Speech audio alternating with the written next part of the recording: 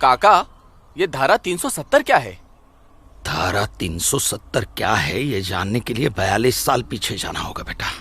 अंग्रेजों ने to nation theory के तहत हिंदुस्तान के दो टुकड़े कर दिए, एक हिंदुस्तान और पाकिस्तान। पाकिस्तान की बहुत इच्छा थी कि जम्मू कश्मीर का विलीनीकरण पाकिस्तान में हो जाए, और राजा हरि सिंह चाहते थे कि कश्मीर एक स्वतंत्र देश रहे।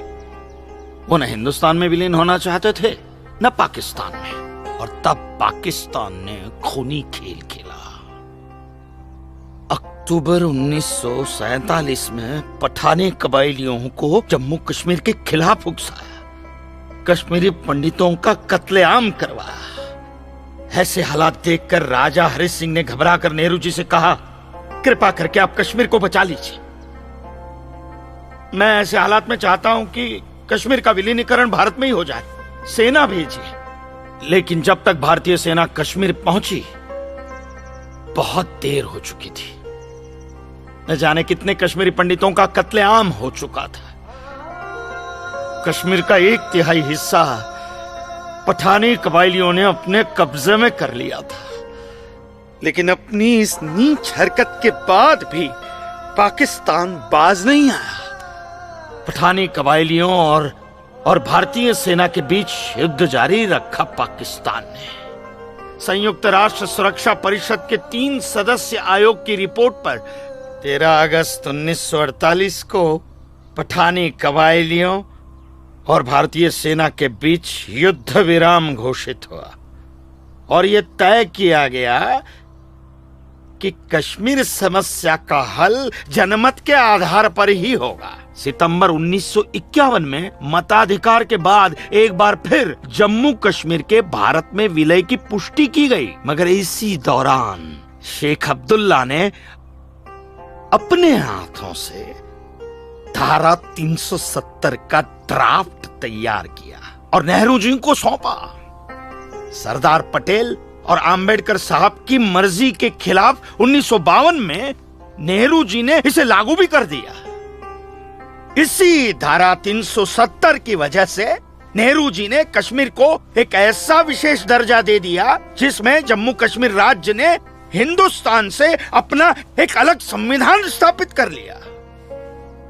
इसी धारा 370 की वजह से हमारे हिंदुस्तान का राष्ट्र ध्वज अलग है और कश्मीर का भी ध्वज अलग।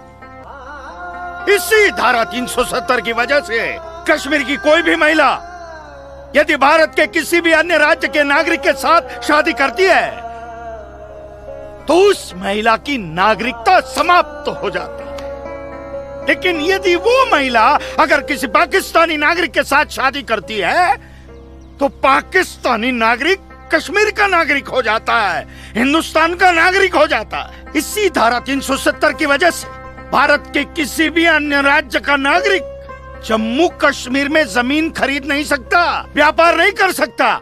लेकिन जम्मू कश्मीर का नागरिक भारत के किसी भी अन्य राज्य में जाकर अपना व्यापार कर सकता है, जमीन खरीद सकता है, कुछ भी कर सकता है। अरे ये बिग लैंड एबोल्यूशन है, क्या है पता है?